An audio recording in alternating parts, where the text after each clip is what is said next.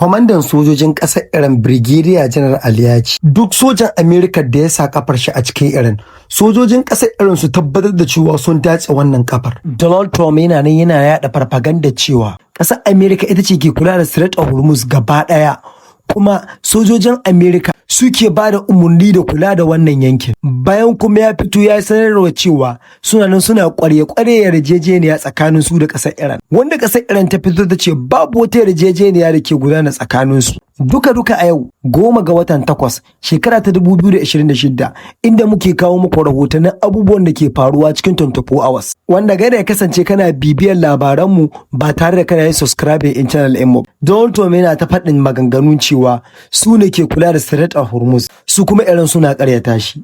Wanda a yau ma wasu ɗan jarida ya hira Donald Trump yake ce mashi, ya ce ya magana buɗe Strait of Hormuz, ya ce a'a Strait of Hormuz 100% kashi 100 shi yana a hannunmu, mu ne ke kula da shi, mu ne ke ba da dama a wuce Strait of Hormuz. Wannan ita kuma ƙasar Iran ta ce za ta ci gaba da rufe Strait of Hormuz, kuma ba za ta yi yarjejeniya da gwamnatin Trump ba a halin yanzu ba, har sai an cika sharuɗan da suka gindaya, wanda sharuɗan na cikin sai an biya ƙasar Iran compensation diyar farmake-farmaken da aka kai mata a cikin wannan walwale yarjejeniyar da ƙasar Amerika ta yi ta Memorandum of Understanding. Shi kuma Donald Trump ya fito ya ce duk wasu hasarori da suka faru a cikin wannan yaƙi da aka yi, tun daga yaƙin da ake yi a Lebanon da farmake-farmaken da ake kaiwa a cikin yankin Gulf wanda ana farmaka ƙasashen Larabawa, duk ƙasar Iran ce za ta biya waɗannan hasarori da ake yi a cikin yankin. Haba, Donald Trump, hasarorin da ake yi maku rai, wanda an ɓata muku manya-manyan makamanku, wanda a halin yanzu ƙasar Amerika tana shortage, tana ƙarancin makamai.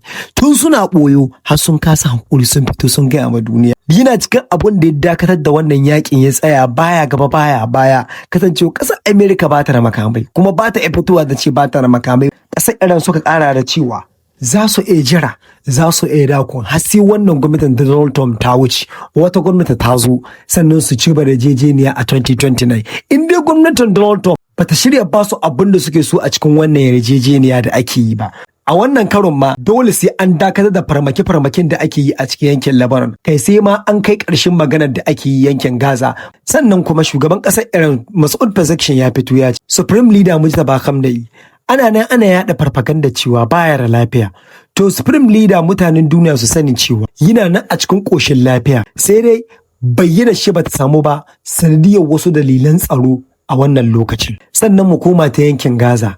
Jaridar Axios ta ruwaito cewa ƙasar Amerika ba ta ji haushin abin da Netanyahu ya aikata ba, wanda ku sani cewa Netanyahu ya ce shi wannan peace plan inda ake so a kaddamar ba zai yarda da shi ba sai an yi demilitarizing in ƙungiyoyin Hamas a cikin yankin Gaza, wanda a cikin wannan peace plan in babu wannan magana da yake kokarin ya tabbatar. Wannan yake nuna irin reni da suka yi wa ƙasar Amerika. Ta yaya za a yi gwamnatin Amerika ta shirya abu da wasu gwamnatocin Europe, sannan kuma da gwamnatocin ƙasashen Larabawa wanda Amerika ce ke jagorantar wannan al'amari, amma ya fito ya ce bai yarda da wannan al'amarin ba. Kuma ƙasar Amerika ba su fito suka mashi raddi ba, kuma ba su yanke alaƙa tsakaninsu da shi ba. Sannan ƙasar Ukraine sun tabbatar da cewa Rasha sun farmaki warehouses in ƙungiyar huta lahiya ta duniya a cikin yankin Ukraine. An yaɗa shi ga manya-manyan jaridun West, wanda waɗannan jaridun na Europe nasu ne, kuma Europe ke da wannan yakin. Domin duniya ta fara kallon ƙasar Rasha tana kai farmaki ga ƙungiyoyin lahiya da ke wannan yankin na Ukraine. Idan ka ji daɗin sauraron wannan shirin namu, ka danna muna follow da like domin ƙara mana ƙwarin gwiwa a cikin wannan tafiyar.